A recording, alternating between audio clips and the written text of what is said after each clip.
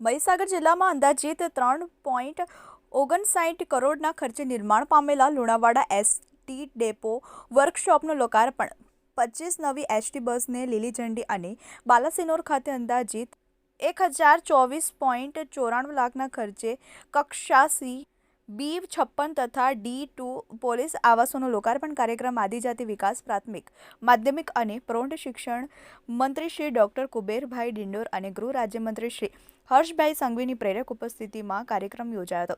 આ પ્રસંગે ગૃહ રાજ્યમંત્રી શ્રી હર્ષભાઈ સંઘવીએ જણાવ્યું હતું કે આ નવી 25 બસ થકી આ વિસ્તારના નાગરિકોના સેવામાં વધારો થશે અને ખાસ કરીને યુવાન, વિદ્યાર્થી કે જેઓ રોજ બસોનો મુસાફરી કરી પ્રવાસે જતા હોય છે તેઓને પ્રવાસમાં સરળતા રહેશે। છેલ્લા 1 વર્ષમાં ગુજરાત સરકાર દ્વારા 1200થી વધારે બસનું લોકાર્પણ કરવામાં આવ્યું છે અને આવનારા 10 મહિના સુધી દર મહિને 200 બસોનું લોકોની સેવા માટે ઉપલબ્ધ કરાશે। આ દરેક બસને સ્વચ્છ રાખવાની જવાબદારી 100 નાગરિકોની છે, માટે જ્યાં ત્યાં કચરો ફેંકી ગંદકી ફેલાવવી ન જોઈએ અને સ્વચ્છતા રાખી સ્વચ્છ સમાજનું નિર્માણ કરવું જોઈએ।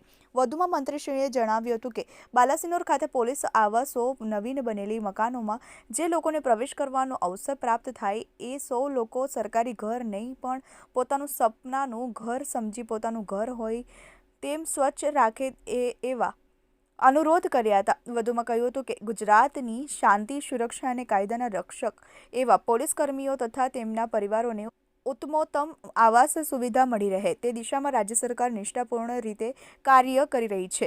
રાજ્યમાં નાગરિકોની સુરક્ષા અને હિત માટે સતત તૈનાત એવા આપણા કર્મીઓ અને તેમના પરિવારોની સુખાકારી અને કલ્યાણ વિચારવું એ રાજ્ય સરકારનું પ્રાથમિક કર્તવ્ય છે। ગુજરાતમાં રોડ અકસ્માત મૃત્યુ કઈ રીતે ઘટાડી શકાય તે માટે અભિયાન ચાલી રહ્યું છે અને તે અંતર્ગત મહીસાગર જિલ્લામાં 2022માં 112 અકસ્માત થયા હતા અને તેની સરખામણીમાં ચાલુ વર્ષે 2023માં જિલ્લામાં 80 અકસ્માતના બનાવ બન્યા હતા। તે ચાલુ વર્ષે 32 જેટલા ઓછા અકસ્માતના બનાવ બનતા મહીસાગર જિલ્લા પોલીસને અભિનંદન પાઠવ્યા હતા। શિક્ષણ મંત્રી શ્રી, ગૃહ રાજ્યમંત્રી શ્રી, ઉપસ્થિત સાંસદ, ધારાસભ્ય તથા જિલ્લાના ટોચના અધિકારીઓ સહિત 100 દ્વારા 2500 નવી બસોનું લીલી ઝંડી મળ્યા બાદ તેમાંની જે એક બસમાં બેસીને એક ટૂંકી મુસાફરી કરવામાં આવી હતી, જે દરમિયાન રસ્તામાં અચાનક જ ગૃહ રાજ્યમંત્રી શ્રી દ્વારા બસને ચાની લારી પર થોભાવી એક સામાન્ય જનની માફક ચાની ચુસ્કી સાથે ઉપસ્થિત સર્વેએ સાથે વાર્તાલાપ કરવામાં આવ્યો હતો।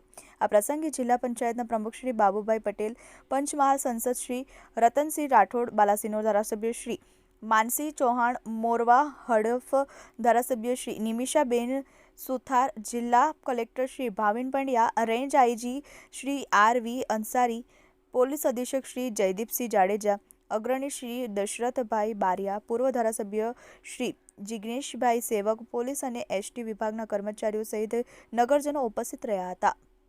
Bureau report, TV18 news.